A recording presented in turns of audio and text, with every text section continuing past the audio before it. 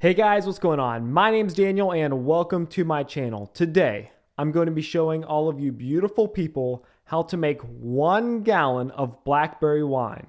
This is my very first time making an entire gallon of blackberry wine using this recipe.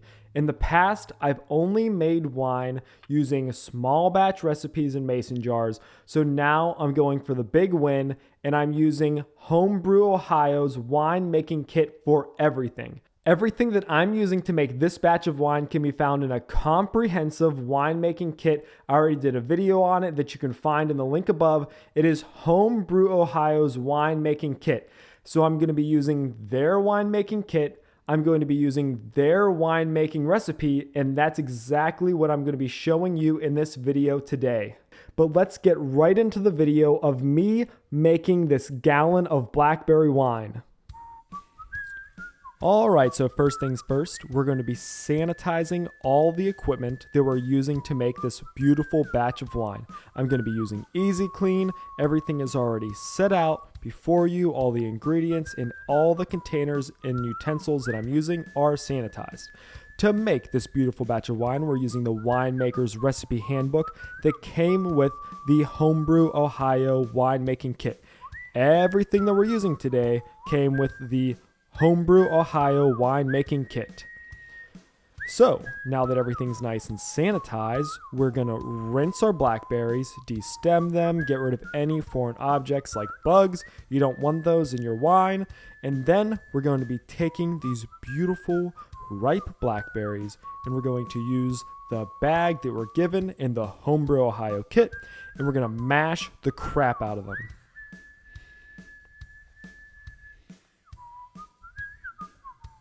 So once everything is thoroughly smashed and mashed, we do want to make sure that everything stays in the bag. This is going to make it so much easier when it comes to taking the pulp out of the wine because I just don't want to deal with the mess of extracting all that. So at the end of the day, once it's time to remove the actual blackberries themselves, they're neatly contained within the bag. Look at that beauty.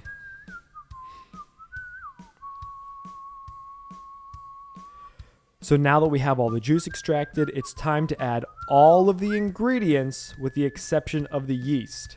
So I have everything pre-measured just to make my life a little bit easier. This is the crushed Camden tablet. You don't have to keep them separate, but I did because that's how I rock and roll. And so now we're just going to be taking all of the ingredients with the exception of the yeast and adding them to our batch. So this is called the initial mash. You get all of your ingredients except yeast. You put them in your mash, then you add your boiling water, which you'll see next, and you're going to let them sit overnight. You want everything to nicely mesh together. After you give it a good stir, you let it sit overnight, and the goal here is to let everything get back down to room temperature. Look at that, absolutely beautiful. Throw it in that Camden tablet. That's going to make sure that any bad bacteria doesn't ruin your batch. And now the 7 pints of boiling water is going into the bucket.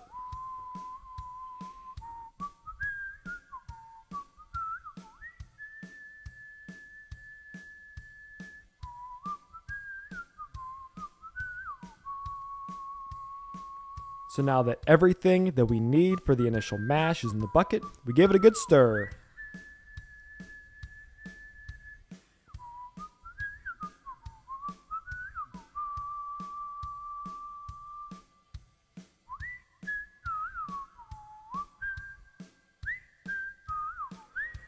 So after everything sat overnight, I used a little bit of saran wrap to keep any bugs out and just threw the lid on it. Now we're going to be adding our yeast. We have to make sure that everything's at room temperature so that it does not kill the yeast if it's too hot.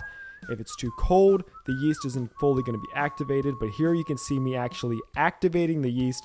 I have just a little bit of 100-degree water, and then I probably added way too much yeast, but that's okay. Now watch the magic before you. Ta-da! So I bloomed the yeast, and then I'm just going to throw it right into the batch, mix it up, and then this is where we're going to be letting the batch sit for 5 days.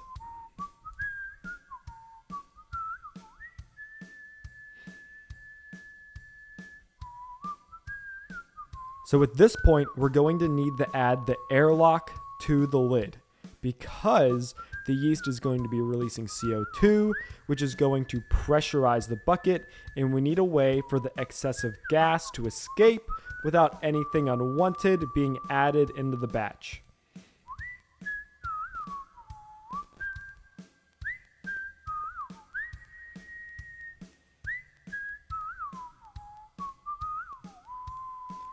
Alright, so after 5 days, we're going to be taking the mash and we're going to be siphoning all the juice out of the bucket into the carboy. We're going to be using this absolutely beautiful auto siphon that I love very much because it makes this job very simple. You simply throw the tube in there and you give it a few pumps. We're making sure that the bucket is in higher elevation than the carboy because it aids in the siphoning process. And you'll see when this auto siphon process starts because you won't be doing anything, but juice will be flowing from one container to the next. And then we just watch this bad boy fill.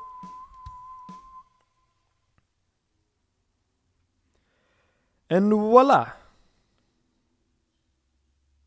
Then we add the airlock, moving it from the lid of the bucket to the carboy. Alright, so I really hope that you guys enjoyed this soundtrack that I personally created to aid in the entertainment while showing you guys how to make your gallon of wine. So now we are at this point where 5 days have passed. We racked our wine from the bucket to the carboy, and now I'm sure you're wondering, now what? Now what's going to happen is that you're going to wait approximately 3 weeks for the entire fermentation process to be completed. And if you're using a hydrometer, what they specify is that you end up with a specific gravity of about 1. But if you're not using a hydrometer, like me, you're just waiting about 3 weeks. And what you're going to see is you're going to see all this sediment collect down at the bottom. So after those 3 weeks, the fermentation will end, and then you're going to rack this wine into a clean carboy. And what you're doing at this point is you're not really fermenting the wine, but you're clearing the wine. You're getting rid of the sediment. You're letting all the yeast do its job, die, sit at the bottom, and then you're getting rid of all of the excess. So let me summarize and wrap this up quickly and clearly so you understand. So you have it in the secondary fermentation process. You're going to let it ferment for 3 weeks. You're going to rack this over to a clean carboy, and you can continue racking it over to a clean carboy every few weeks for approximately 2 months. And then if it's at the quality that you desire, it should be clear. There should be much less sediment. You should be able to shine a flashlight through your wine. At that point, you are ready to bottle your wine, and the wine is ready to be tasted. I really hope that I was able to convey the instructions to you in a clear manner. Everything that I've learned about winemaking is just from trial and error, and of course, from the help of the internet. And I'm so glad that you guys are here watching this video as I make my very first gallon of Blackberry wine. And I know that it's going to turn out to be a beautiful batch of wine, even though I'm often afraid that I'm going to do something to screw up. I hope that I've helped calm your fears. So just follow the recipe to the T. Do your best to keep everything sanitized. Keep racking your wine to a new carboy every couple of weeks until it's clear for about 2 months, and you too will have an absolutely beautiful batch of wine.